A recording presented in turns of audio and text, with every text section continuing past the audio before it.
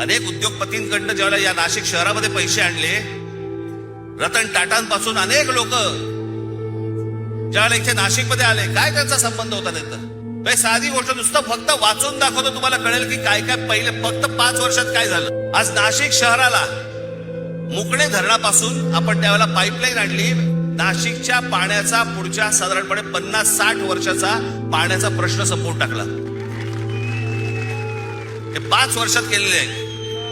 GPS त्याला लावलेले सगळ्या महानगरपालिकेच्या ऑफिसमध्ये माणसं असायची. घंटा गाड्या सुरू केल्या. घनकचरा प्रकल्प सुरू केला. ज्या घनकचरा प्रकल्पाबद्दल तिकडे त्या कचऱ्यामधनं विटा, खत, सगळ्या गोष्टी आज नाशिकमधले अनेक शेतकरी घेऊन जात आहेत. तिथून जाता येताना तुम्हाला वास पण येणार नाही की इथे घनकचरा प्रकल्प आहे म्हणून. वाहतूक पेटांचं सुशोभीकरण केलं. बोटॅनिकल गार्डन इथे एक जागा होती, त्या गार्डनचं केलं. मी रतन टाटांकडे ज्यावेळेला मी गेलो ते प्रकल्प घेऊन, त्यांना आवडलं. त्यांनी मला विचारलं किती खर्च आहे. मी म्हटले 3-4-5 कोटी रुपये खर्च येईल त्याला. त्यांची सगळी माणसं लावली. सरकारकडनं सगळ्या परवानग्या बिरवाग्या सगळं आलं. कामाला सुरुवात झाली आणि प्रकल्प वाढत वाढत वाढत वाढत गेला. त्यांचीच माणसं करत होती.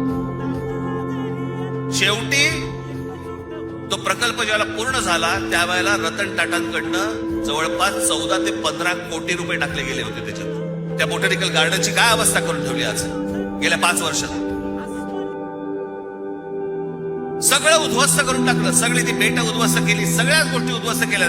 इथे तुमच्या ते चिल्ड्रन एज्युकेशन पार्क, गोदा पार्कचं जॉगिंग ट्रॅक, स्वर्गीय माननीय बाळासाहेब ठाकरेंच्या नावाने ऐतिहासिक ते शस्त्र संग्रहालय केलं होतं, ते उद्ध्वस्त करून टाकलं.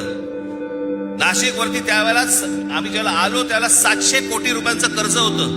हे नाशिक महानगरपालिका 700 कोटी कर्ज मुक्त महानगरपालिका त्यावेळेला आम्ही करून दिली. आणि सगळ्यात महत्वाची गोष्ट, त्या संपूर्ण 5 वर्षाच्या काळात विरोधी पक्षातली लोक बसले होते, भाजपवालेही बसले होते, सगळेच बसले होते. त्या संपूर्ण 5 वर्षाच्या काळात विरोधी पक्षाकडनं एकही भ्रष्टाचाराचा आरोप झाला नाही, अशी ती महानगरपालिका होती. ज्या वेळेला हे रस्ते बांधणीचं काम सुरू होतं, उत्तम रस्ते सगळे झाले होते त्यावेळेला नाशिकमध्ये. मला हे पत्रकार सांगतात ना, दर पावसाळ्यामध्ये मी इकडचे जे कंत्राटदार होते त्या कंत्राटदारांची पहिली एक बैठक बोलवली होती आणि त्या कंत्राटदारांना सांगितलं होतं, म्हटलं हे त्याचं बजेट, तुमच्याकडे कोणी पैसे मागितले तर सांगा मला, आणि ज्या बजेटमध्ये तुम्हाला दिलेलं आहे त्याच्यामध्ये जर उत्तम रस्ता जर केला नाहीस आणि त्याच्यात जर खड्डा पडला, त्या खड्ड्यात उभा करून मारेल. उत्तम रस्ते झाले सगळे नाशिक मधले. हे होऊ शकतं, हे घडू शकतं, सगळ्या गोष्टी घडू शकतात.